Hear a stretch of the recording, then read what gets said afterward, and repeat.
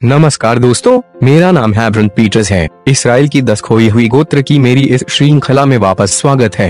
यदि आप इस चैनल पर नए हैं तो मैं आपको सुझाव देता हूं, इस वीडियो को देखने से पहले मेरे पिछले वीडियो देखें, जिसके लिंक नीचे दिए गए हैं। यह भाग 6 इजराइल की 10 खोई हुई जनजातियों की अंतिम कड़ी है, जिसे हम निष्कर्ष कह रहे हैं। शेष 10 खोई हुई जनजातियां जिन पर हम गहराई से चर्चा नहीं कर रहे हैं वे हैं। एक सामरी यहूदियों के एक समुदाय का एक सदस्य है, जो अब लगभग विलुप्ति की कगार पर है, जो प्राचीन सामरिया के उन यहूदियों से रक्त से संबंधित होने का दावा करते हैं जो अश्शूरों द्वारा इजराइल राज्य आक्रमण के बाद 722 ईसा पूर्व निर्वासित नहीं किए गए थे।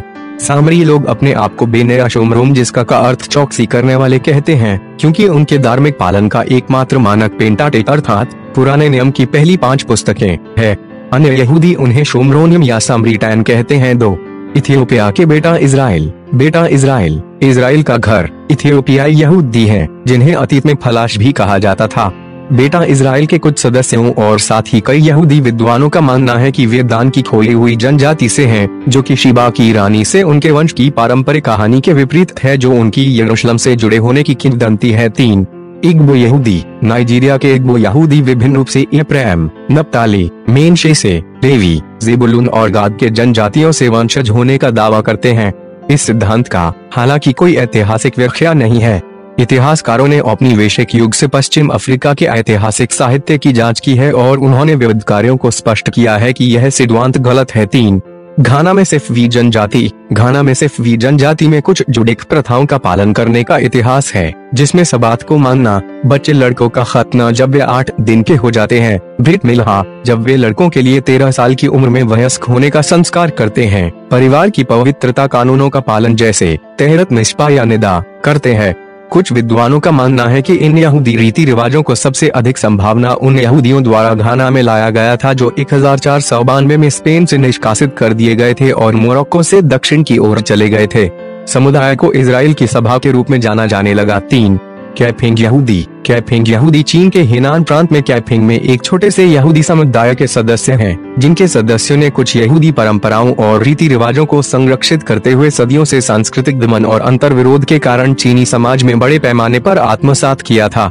कैफिंग में उनकी उत्पत्ति और आगमन का समय विशेषज्ञों के बीच बहस का विषय है। वे लगभग गायब हो गए हैं। यहाँ हम अब आगे बढ़ते हैं। आइए हम यशायाह 11:12 के वचन को याद करें। वे राष्ट्रों के लिए एक झंडा खड़ा करेगा और इसराइल के बिखरे हुए लोगों को इकट्ठा करेगा और धरती के चारों कोनों में तितर बितर हुए यहूदा के लोगों को वापस ले आएगा। इस श्रृंखला के प्रत्येक भाग में हम सवाल उठाते हैं, क्या यशायाह 11:12 के अनुसार भविष्यवाणी पूरी होगी? क्योंकि यहेजकेल 20:41-42 के अनुसार भविष्यवाणी इसराइल के राज्य के निर्माण पर पूर्ण हो गई। दावा करते हुए अधिकांश खोई हुई जनजातियां इसराइल लौट रही हैं, लेकिन सवाल पश्तूनों और कश्मीरी जैसे जनजातियों के लिए उठता है, जो इसराइल के प्रति बहुत ज्यादा खिलाफ हैं। क्या वे लौटेंगे? हम दूसरे विश्व युद्ध में जापान की क्रूरता और तालिबान द्वारा विश्व व्यापार केंद्र की 9/11 की घटना को याद कर सकते हैं, जो ज्यादातर पश्तून हैं। इसके अलावा कश्मीर की स्थिति किसी से छिपी नहीं है। यदि हम मिजोरम और मणिपुर के बेनी मेंज से की बात करते हैं, तो उन्होंने यहूदी धर्म को अपनाया, लेकिन ईसाई धर्म में परिवर्तित होने से पहले वे मानव बलि करते थे और भारत सरकार के साथ समस्या चल रही है।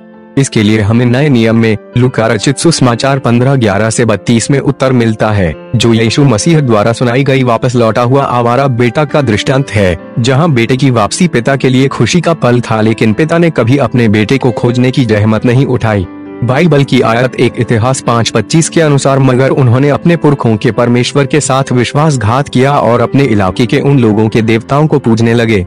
परमेश्वर इतने पवित्र हैं कि पाप उनके सामने एक पल भी टिक नहीं सकता। भगवान ने नूह के समय में बाढ़ के माध्यम से दुनिया को नष्ट कर दिया और मानव द्वारा अत्यधिक पापों के कारण आग से सदोम और धमोरा को नष्ट कर दिया। हालांकि इसराइल के लोग चुने हुए लोग थे, फिर भी परमेश्वर ने उन इसराइलियों को वचन भूमि में प्रवेश करने की अनुमति नहीं दी, जिन्होंने मिस्र की गुलामी से छूटने के बाद बछड़े की पूजा की। जैसा कि मत्ती 21:19 में लिखा है कि और रास्ते के किनारे जब एक अंजीर के पेड़ पर उसकी नजर पड़ी तो वह उसके पास गया, मगर पत्तियों को छोड़ उसमें कुछ नहीं पाया।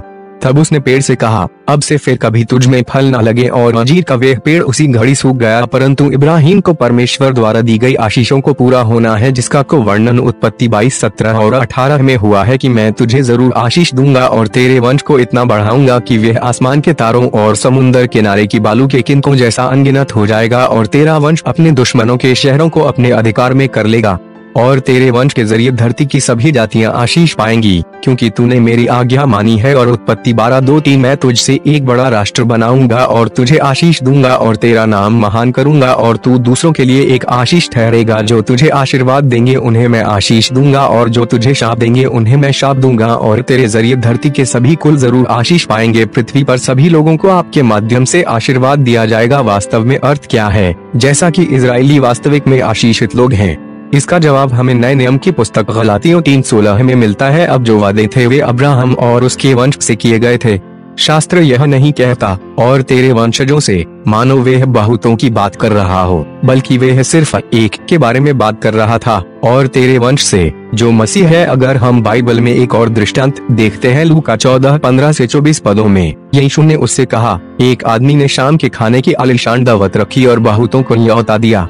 जब दावत शुरू होने का समय आया तो उसने अपने दास से कहा कि जिन्हें बुलाया गया है उनसे जाकर कह, आओ जाओ, सब कुछ तैयार है। मगर वे सभी बहाने बनाने लगे।